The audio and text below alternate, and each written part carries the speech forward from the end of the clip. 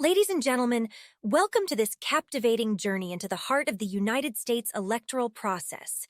Today, we unravel the enigmatic tale of the Electoral College, a system steeped in history, compromise, and the very essence of democracy. Now, before we delve into this fascinating narrative, my friends, I must implore you to lend us your support. If you find this video engaging and informative, do not hesitate to hit that like button, subscribe to our channel for more captivating content, and leave a comment below to let us know your thoughts.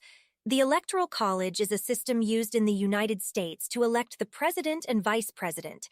It is a group of intermediaries designated by the Constitution to select the president and vice president on behalf of the voters. It was established by the Founding Fathers in the U.S. Constitution and is outlined in Article 2, Section 1, and the 12th Amendment. Each state is allocated presidential electors equal to the number of its representatives and senators. The District of Columbia is also allocated 3 electors, bringing the total number of electoral votes to 538. A presidential candidate must secure at least 270 electoral votes, which is the majority of the total electoral votes, to win the presidency. This is how the Electoral College works. 1. Selection of electors. Each candidate running for president in a state has their own group of electors, known as a slate. The slates are usually chosen by the candidate's political party in the state, but the process varies by state. 2. General election. The general election is held every 4 years on the Tuesday after the first Monday in November. When voters cast their ballots for a presidential candidate, they are actually voting for their candidate's preferred electors. 3. Winner-takes-all system. Most states use a winner-takes-all system, where the candidate who wins the state's popular vote receives all of the state's electoral votes. Maine and Nebraska have a variation of proportional representation, where they award some electoral votes to the popular vote winner in each congressional district, and the remaining votes to the statewide winner. 4. Certification of ascertainment. After the general election, each state's executive prepares a certificate of ascertainment, listing the names of all the individuals on the slates for each candidate, along with the number of votes received by each individual. 5. Meeting of the electors. On the first Tuesday after the second Wednesday in December after the general election, the electors meet in their respective states. They cast their votes for president and vice president on separate ballots, and their votes are recorded on a certificate of vote. 6. Counting of electoral votes. On January 6th of the year following the meeting of the electors, a joint session of Congress is held to count the electoral votes. The Vice President, as President of the Senate, presides over the count and announces the results of the Electoral College vote. 7. Inauguration Day. The President-elect takes the oath of office and is sworn in as President of the United States on January 20th in the year following the general election. Establishment and racist origins of the Electoral College. The Electoral College was established during the Constitutional Convention in 1787 as a compromise between delegates who favored the election of the president by a vote in Congress and those who supported a direct, nationwide popular vote.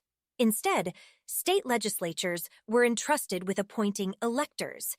At the time of the Constitutional Convention, the northern and southern states had roughly equal populations, but the southern states had a significant non-voting enslaved population, making up about 1/3 of their population. To protect their electoral representation, delegates from the South objected to a direct popular vote in presidential elections. This led to the compromise of the Electoral College, which accounted for the 3/5 clause, giving slave states an electoral advantage. Challenges and calls for reform. The Electoral College has faced criticism over time.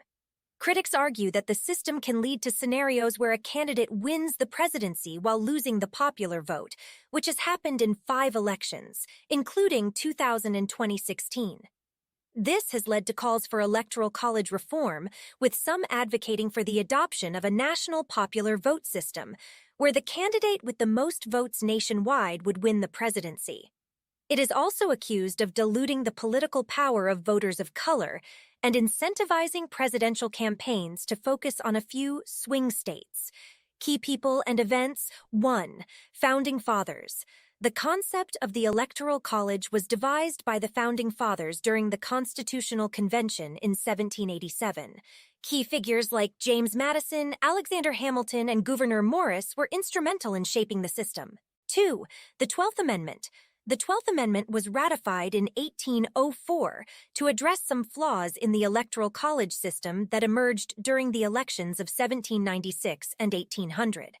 Before this amendment, the Electoral College cast 2 votes for president, with the candidate receiving the most votes becoming president, and the runner-up becoming vice president. This led to difficulties and conflicts.